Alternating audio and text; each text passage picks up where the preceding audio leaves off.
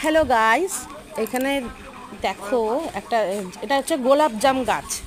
মানে এটা জামরুল না, অনেকে বলতে পারে যে এটা জামরুল, বাট এটা জামরুল না, এটা গোলাপ জাম গাছ।